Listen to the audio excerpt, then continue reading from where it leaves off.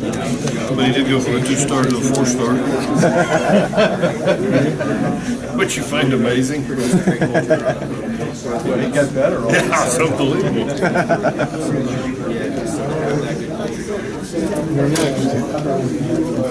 I hear that you guys are played Old Dominion 2015, 2014, playing again in 2017, 2018.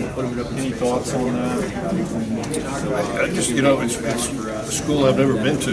I hadn't been there yet. I hear it's got a fabulous facility and fabulous fan base. I look forward to making the trip. I think Coach Wilder has done an incredible job making the transition. Neither one of us know what kind of team we're going to have then. What are the expectations coming in this year? And their athletic director, Woody, I think, is an incredible man too. Just with the job he's done, Coach Wilder.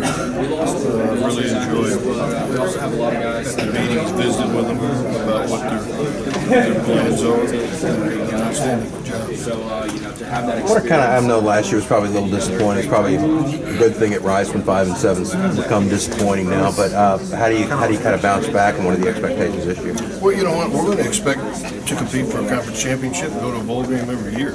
Last year was disappointing to go 5 and 7 after going to 3 straight bowls. But what you find is there's power in failure. It has forced me to analyze everything we do in the program, offensively, defensively, special teams, what we're doing in our team building, what we're doing in the off-season.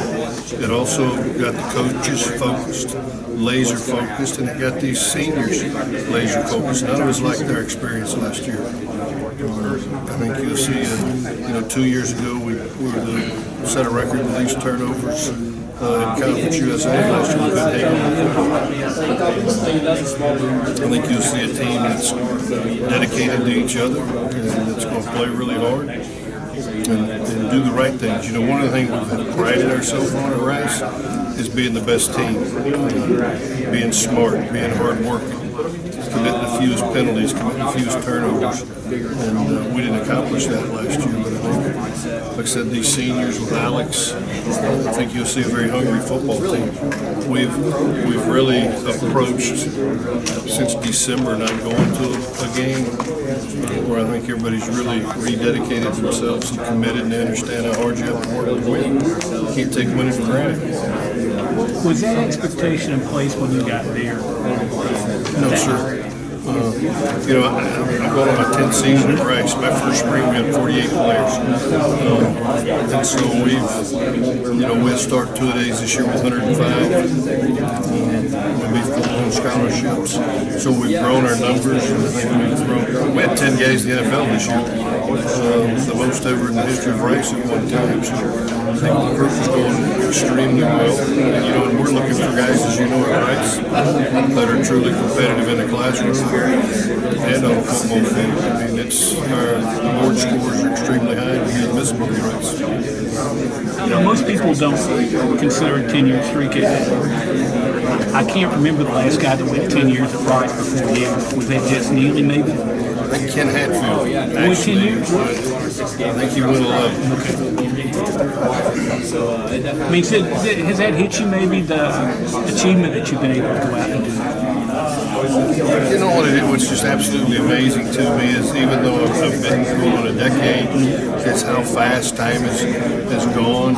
And one of the great things about being in a job for 10 years is we really do. Everybody in the program, we just don't want to be football coaches. We want to be mentors when they graduate. We actually want to take the relationship even further. We almost turn it to so it's been great to coach guys like Jared Dillard, who were 4 years in the NFL, and now he's got his law degree, and now he's married, and he's got a family. And when you're able to stay places long enough, you actually get to watch these young men go full cycle, from great players to great husbands, and it's fabulous when those former players come out to practice with their children.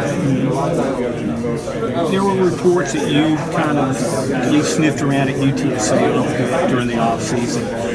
Was it a situation where maybe you went back and said, I've got a lot of stuff here back at Rice and I want to stay for? You know what's amazing is you get calls every year.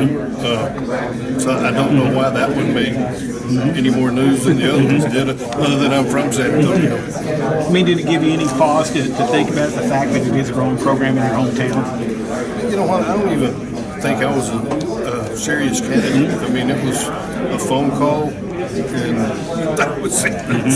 I was kind of shocked when Jerry Briggs and everybody were talking about it. So too much was made. It was, and I think it's just because I was from San Antonio.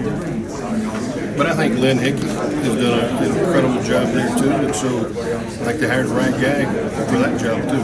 I've enjoyed what you're doing. Talk a little bit about the competitive landscape.